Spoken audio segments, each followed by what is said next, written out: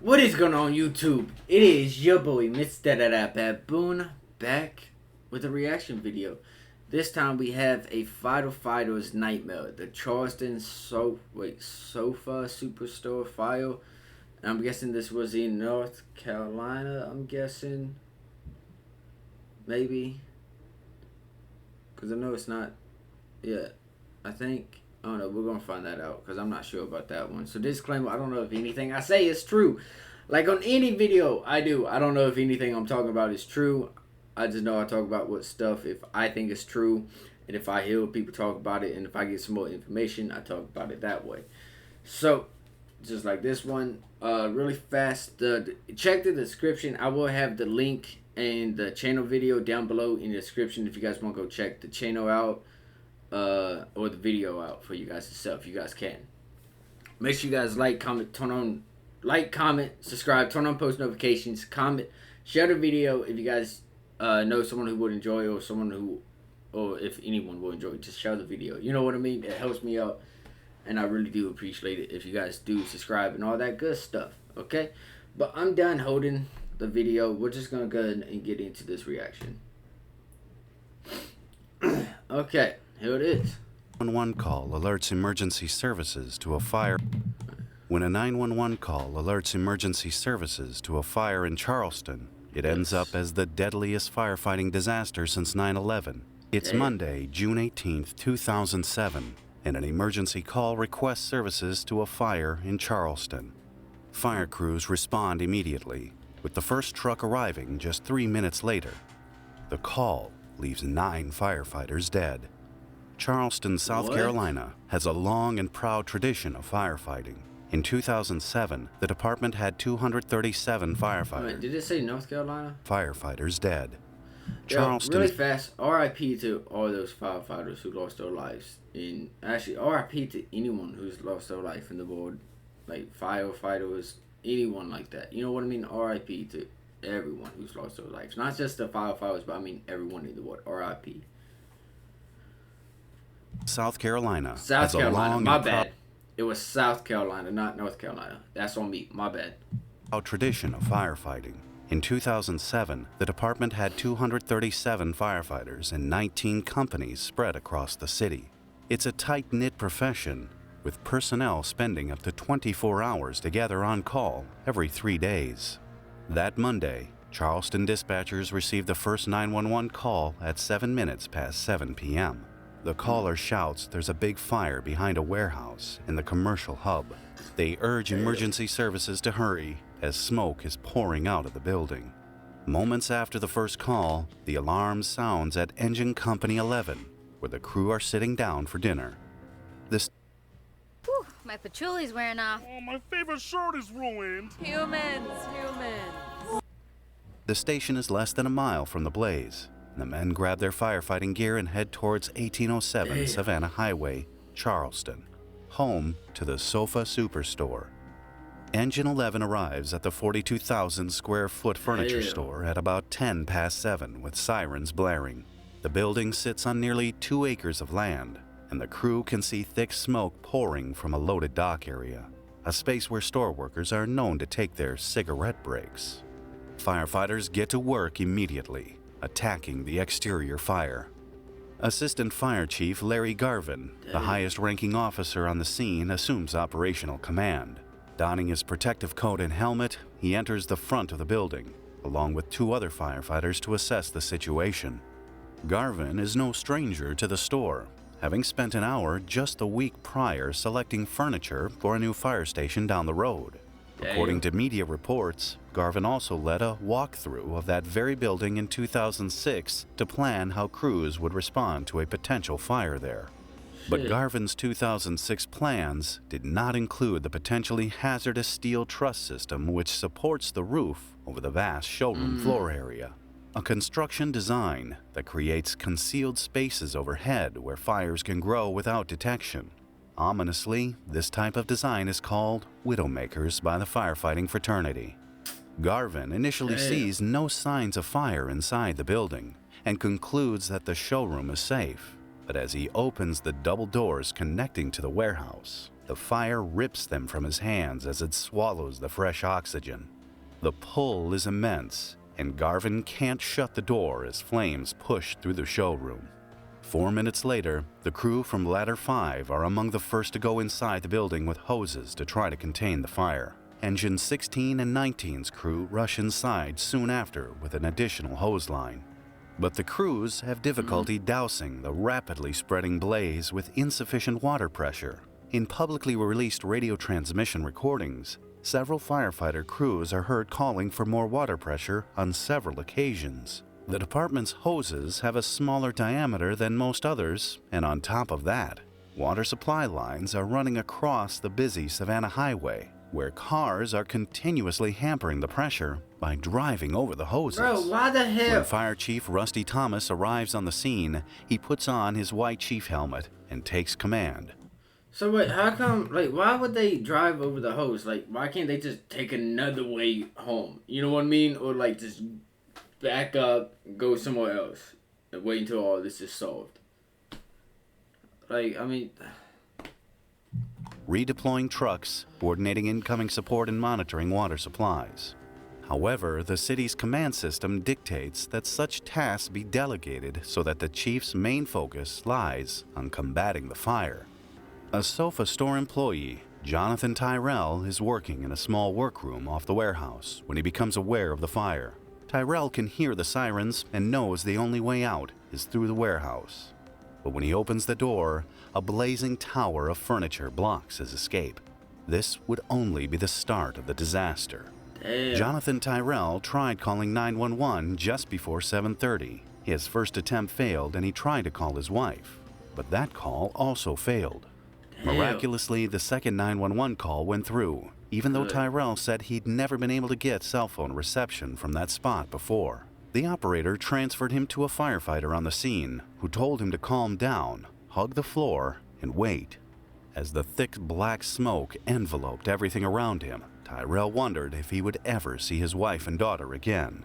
He banged on tables, cabinets, and metal walls, hoping the noise would signal his location to rescue crews.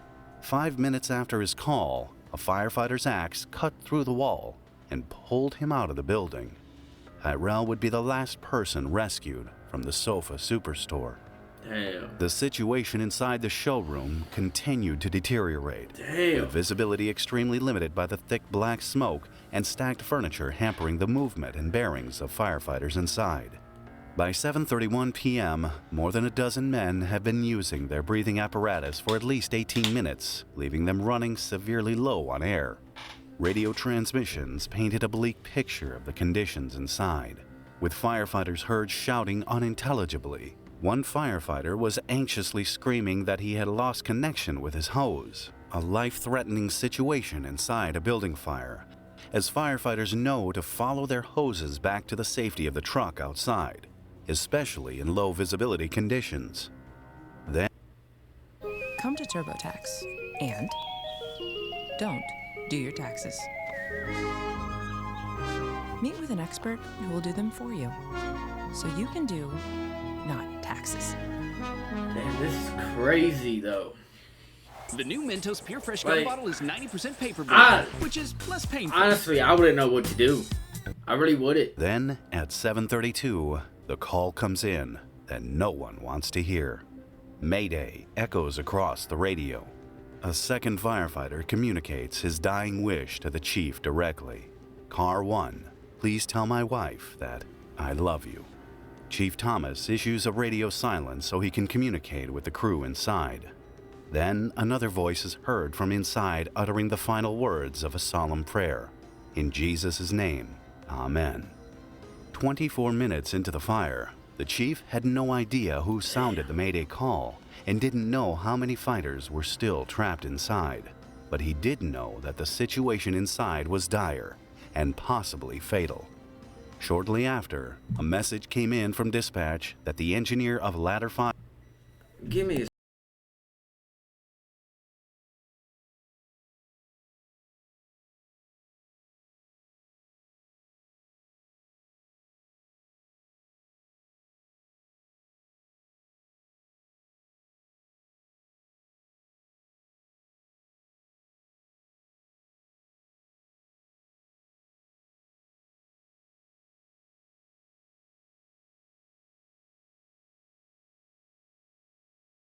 emergency button My bad. had been activated. Sorry, guys. It was I had Mike to go turn French. off the timer. Any My attempt to bad. reach him by radio proved unsuccessful. Several alarm devices attached to firefighters' air packs were eerily heard echoing in the darkness. These alarms are engineered to be activated when in distress or automatically when a firefighter goes down for longer than 24 seconds. Firefighters frantically started smashing the store's front windows to create exit points for trapped firefighters inside and entry points for firefighters who tried to gain entry into the building to assist. But this action merely fueled the blaze by feeding it more oxygen from outside to continue its vicious rampage. Damn. Thick black smoke billowed out from the smashed windows, which indicated that the fire was burning at an extremely high temperature and could potentially lead to a hostile event such as a flashover. Flashovers typically occur when fresh oxygen is introduced to a high-intensity fire within an enclosed space. This reaction leads to the spontaneous combustion of all the combustible materials near the fire. At 7:38 p.m., the chief ordered everyone to evacuate immediately. The crew outside watched helplessly as the flames burned white hot. Less than 7 minutes later, the showroom's roof collapsed in a thunderous crash. Onlookers said a wave of heat and ash flew over everyone's heads before the fire shot up 30 feet into the sky as the rest of the building collapsed. Damn. At that point, the death toll was unknown. The true extent of the tragedy was still unfolding, and the Damn. exact number of fatalities would only be discovered much later when rescue teams combed the area. The fire was finally under control by 10 p.m., 3 hours after the first 911 call. The grief-stricken firefighters respectfully saluted as the bodies of their fallen brothers were brought out one by one while the search continued. By 4 a.m., the broken fire department brought out the bodies of the last 2 firefighters.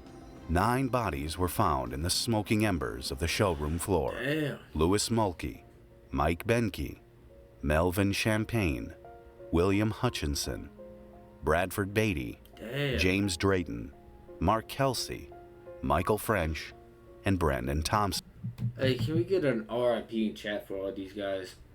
Like, not in chat, but like in the comment section. Can we get an RIP in the comments for all these 9 firefighters? Right, there is 9, right? 1, 2, 3, 4, 5, 6, 7, 8, 9. Yes. Okay. Remember the Charleston 9. Okay.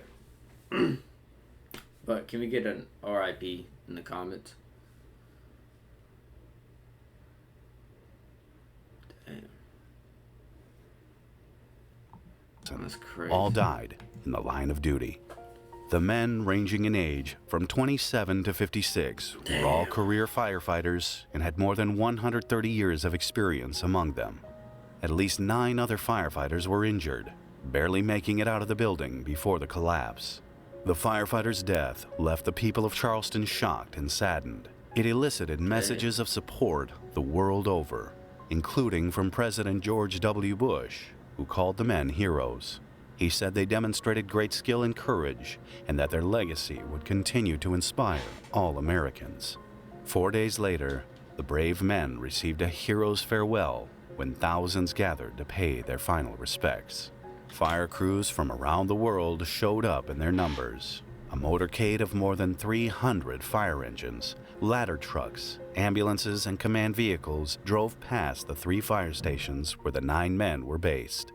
But the nation had so many questions. For starters, how did the firefighters lose their lives responding to what was initially believed to be a fire in a dumpster outside a building? The answer Look at that freshly sliced turkey. At Jersey Mike's, there's some things you Like, just I really gotta want to know see. how, like, it started. answers would eventually come out in 2008. Let's see.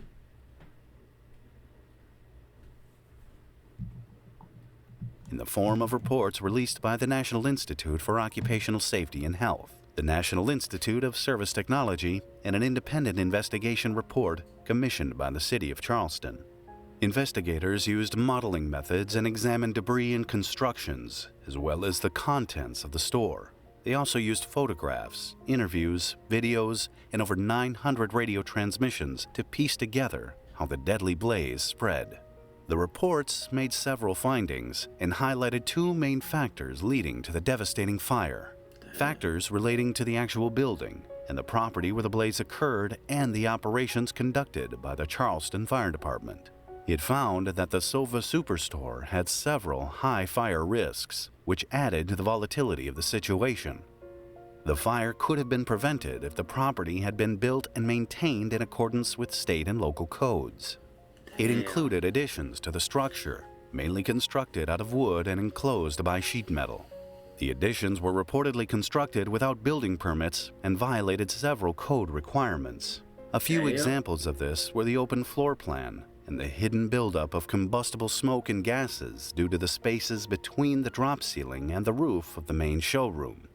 The reports say that the fire could have been contained quickly and with minor damage had the store been fitted with a sprinkler system as required by city and state ordinances. Additionally, it may have been less severe if highly combustible materials were not stored close to a smoking area, and firefighters may have been able to find their way out of the inferno if the required exits were maintained correctly. But the city of Charleston and the fire department also had a role to play. The building code violations would have been discovered if the city of Charleston had conducted regular fire inspections and if firefighters had been trained to look out for code violations during pre-fire planning visits. The investigation panel concluded that the department was understaffed and unprepared and used outdated equipment in responding to the fire. It found that the undersized hoses left the crew without the volume of water needed to contain a fire burning in the ceiling overhead. The aggressive firefighting techniques of the Charleston Fire Department also came under scrutiny. The report concluded that the offensive tactics used by the department exposed fire crews to excessive and avoidable risks. The reports, which included a timeline of the events of the evening, found that officials did not assess the situation accurately by not evacuating the crew from the fire sooner.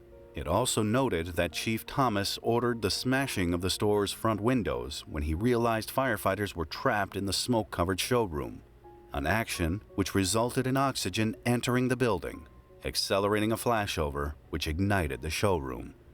But the panels agreed that very few options were available at the time. It said the best way to remove smoke would have been to make a hole in the roof. However, there were not enough firefighters or equipment at the scene to follow protocol. It was initially thought that the men had died due to the collapse of the structure's roof, but the coroner's report found no crushing injuries, concluding that the men died from smoke inhalation and thermal burns. Chief Rusty Thomas told the panel that he accepted responsibility for the loss of life and was sorry that he could not have done something different that night to bring back the 9 firefighters. Thomas retired after the release of the reports. In February 2011, the state of South Carolina ruled that no criminal charges would be filed for prosecution in the Sofa Superstore fire. An independent inquiry found that the issues raised did not warrant a criminal investigation. 4 months later, the Sofa Superstore settled civil claims from the families of the 9 firefighters to the tune of $1.9 million. It also settled with 9 other firefighters who claimed emotional and physical ailments due to the fire. It's believed more than $18 million was paid in settlements involving more than 24 defendants. The Sofa Superstore was never rebuilt. The city bought the 3 acres of land in 2008 and created a park with unique memorial markers for the 9 men at the locations where their bodies were found. The newly built Fire Station 11 now stands adjacent to the memorial park with 9 floor-to-ceiling windows in honor of the men, overlooking the urban memorial. Several recommendations made by the reports have since been implemented to prevent future tragedies. The department acquired larger air tanks and new uniforms after it found that firefighters' uniforms had melted due to the intensity of the flames. And fire stations now have more trained personnel to size up fires effectively and assess what resources are needed for each situation. New state-of-the-art equipment, such as thermal imaging cameras and wider diameter hoses, has also aligned the department with industry standards. Incident commanders now operate from within a command vehicle, which improved the ability of the fire chief to monitor communications and keep track of resources. Building code enforcement now falls under the umbrella of the fire department, with the establishment of a fire marshal division to oversee code enforcement, fire prevention, and bar and nightclub inspections. The legacy of the men is memorialized through an emblem bearing 2 axes, a large number 9, and the numbers 61807, worn as a pin by local firefighters. The design also features on firefighting apparatus, along with the names of the fallen heroes. A bell hanging outside the station tolls 9 times at 9 a.m. every morning, reminding Charleston of the tragedy that unfolded on June 18, 2007. Watch this episode next if you found this video interesting. I will say, subscribe so I can get some more videos to react to. I mean, it was a really dope video. Really sad though, honestly. Like, I mean, those 9 firefighters lost their life. So I mean, definitely a sad video. R.I.P. to those 9 firefighters. Condolences to the families and everything. Even though this was back in like 2007, so I mean, this was years and years ago. But I mean, come on, you know they're still going through it. They're still grieving and stuff. You know, like they're still going through the emotions. That's crazy. That's going to end it for this video. Positivity is key, motivation is key, happiness is key. I'll see you guys in the next video. You guys watch out for each other. It's definitely a dangerous world that we live in. So, watch out for each other. I'll see you guys in the next video.